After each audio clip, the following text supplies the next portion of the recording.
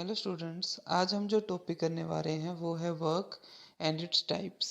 और लास्ट में कुछ इसके न्यूमेरिकल सोल्व करवाऊंगा, तो लास्ट तक जुड़े रहिए। तो पहले है डेफिनेशन। तो वर्क होता क्या है? तो वर्क हमारा बेसिकली जो हम इंग्लिश में वर्क यूज़ करते हैं उससे बिल्कुल अलग है। तो वर्क होता है फोर्स इनटू डिस्प्लेसमेंट।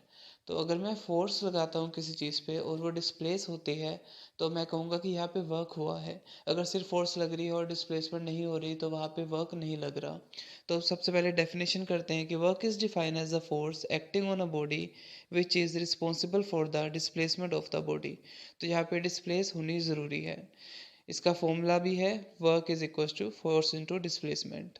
यहाँ पे वेक्टर क्वांटिटीज है, तो यहाँ पे डॉट प्रोडक्ट यूज़ होगा। तो डॉट प्रोडक्ट में अगर हमने वेक्टर और स्केलर वाली आपने वीडियो देखी हो पीछे, तो उसमें आपको बताया था कि डॉट प्रोडक्ट क्या होता है। तो डॉट प्रोडक्ट में कोस थीटा यूज़ होता है।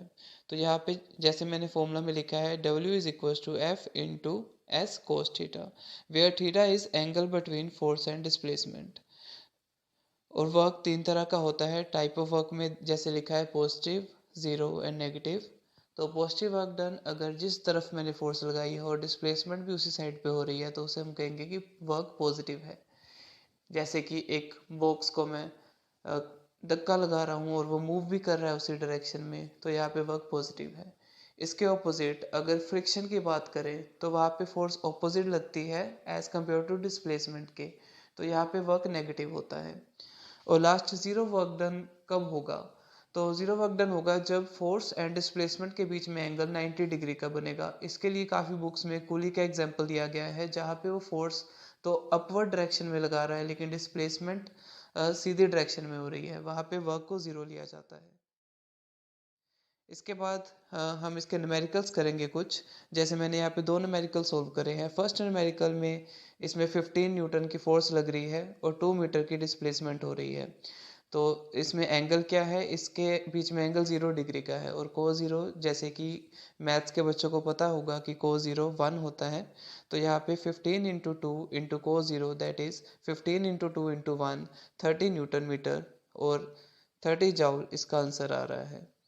और सेकंड एग्जांपल में जो हमारे यहाँ पे देखिए, फोर्स एंड डिस्प्लेसमेंट के बीच में एक एंगल बन रहा है जो है 60 डिग्री। अब जब मैं कोस की थीटा की वैल्यू लिखूंगा, तो वहाँ पे मुझे 60 डिग्री लिखना है। तो यहाँ पे क्या आंसर आएगा? 10 into two into cos sixty की वैल्यू क्या है? 1/2।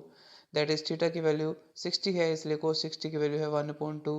और जब इसे सोल्व करता हूँ तो मेरा आंसर आएगा 10 जाउल, 10 न्यूटन मीटर। इसी तरह से हम थीटा की अलग अलग वैल्यू निकाल के पुट करेंगे और देखेंगे कि हमारा क्या आंसर आ रहा है। ऐसे ही नेगेटिव में भी यही होता है। जब मैं नेगेटिव वर्क डन निकालता हूँ, तो वहाँ पे 90 से बड़ा एंगल हो जाता है और कोस 90 की वैल्यू ज़ीरो होती है, और उसके बड़ा अगर जब एंगल हो जाता है, तो वहाँ पे वैल्यू नेगेटिव में आ जाती है।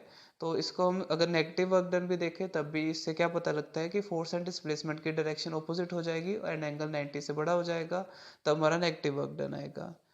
Thank you.